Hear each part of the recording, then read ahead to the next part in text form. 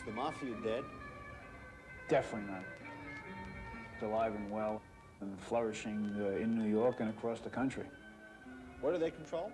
They control construction, the trucking in and out of Kennedy Airport, Fulton Fish Market, the Garment Center. John, what are the odds on this, huh? Is John Gotti the godfather? John Gotti is the godfather, the head of the Gambino crime family, the biggest and most powerful crime family in the country. Have you seen Gotti walk down the street? Oh, yeah, occasionally I have. And few people know more about the state of the mob, its 5 families, its bosses, capos, and crews than Jerry Capizzi, a crime reporter for the New York Daily News. The Ravenite Social Club across the street is the headquarters of John Gotti's Gambino crime family. Normally, Gotti can be found here in Little Italy, running what prosecutors say is a $500 million crime empire involving loan sharking, labor racketeering, and worse. You know they're going to try and keep you in jail. In fact, today, as a result of recent wiretaps, John Gotti sits in a jail awaiting his 4th trial in 5 years. Each time he has beaten the rap. Now they call him the Teflon Don. Gotti, any reaction? Surprise? But today he faces a series of charges that include murder. The government charges that Gotti orchestrated the assassination of Paul Castellano. On December 16, 1985, Castellano, who was then the head of the Gambino family, was to meet Gotti at this restaurant. But Gotti never showed, and a new godfather was born. They shot them 14 times? Exactly.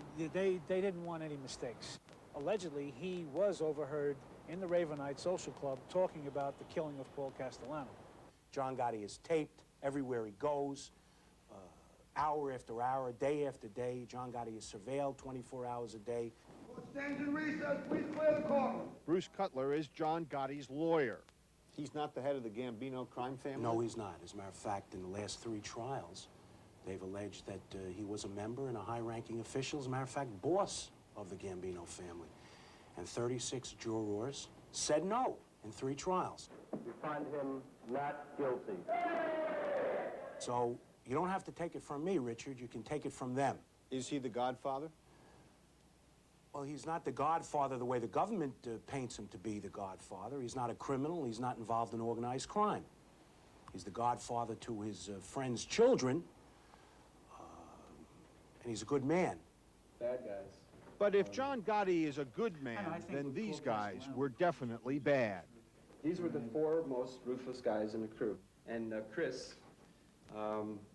used to kill in his underwear. Right. He was the one who would jump out in his underwear and stab him in the heart. Didn't want to get his clothes dirty. Jerry Capizzi and his partner, Gene Mustaine, have chronicled Gotti's life in the Gambino family.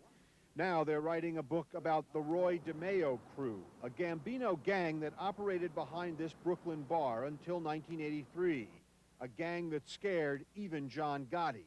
Over a 10-year period, officials estimate the gang killed up to 200 people. Their meeting place was known as the Horror Hotel. This is the Horror Hotel. This was the place where the DeMeo crew chopped up the bodies of their murder victims and packaged them and shipped them off to the dump. They disposed of a couple of dozen bodies here. The Horror Hotel? The Horror Hotel, right. Check in? Never get out, that's right.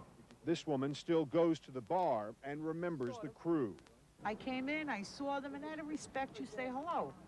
Doesn't mean you're going to sit down and get into a conversation and say, okay, who'd you kill next door? People came in, they were shot in the head. Yeah.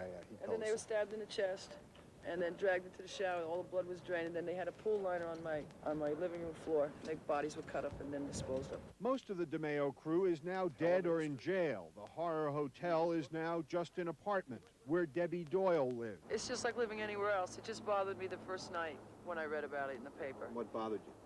All the blood that went down the drain from the bodies. You know, I kind of felt eerie when I took a shower. But other than that, it really didn't bother me because I feel when people are dead, you're dead. Nice place to live now? Yeah, it's the rent is cheap. Can't beat it. In time, they became sort of the Mafia's execution squad. This was methodical murder, dismemberment, just like you and I go to work, these guys would go to work. and chop bodies up. I mean, I can't conceive of it. I can't conceive of someone doing this so cold-bloodedly, so methodically, and so calculatingly, and not having nightmares and not wanting to run away from it. Dominic Montiglio did run away. Montiglio was raised by his uncle, Nino Gaggi, to be a hood and a member of the Gambino family. It festers inside you. Because this is something that you really have to swallow. Like, this is a different world. They have no idea what it was like to really be a gangster. In time, he became the watchdog of the DeMeo crew. He says he never killed, but he knew what was happening.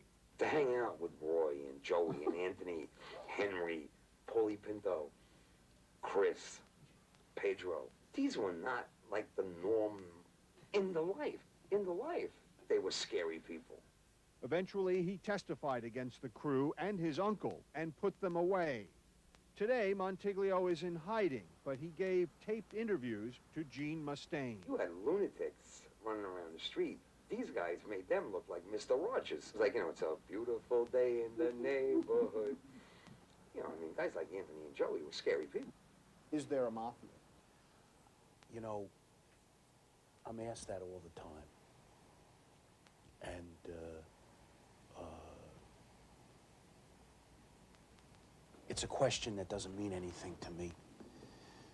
I personally have never seen any evidence of an Italian-American mafia in America. John Gotti's murder trial is still months away, but at least one of his close associates won't be there to see how it turns out. Gotti's chauffeur, Bartholomew Bobby Borriello, was rubbed out in his own driveway.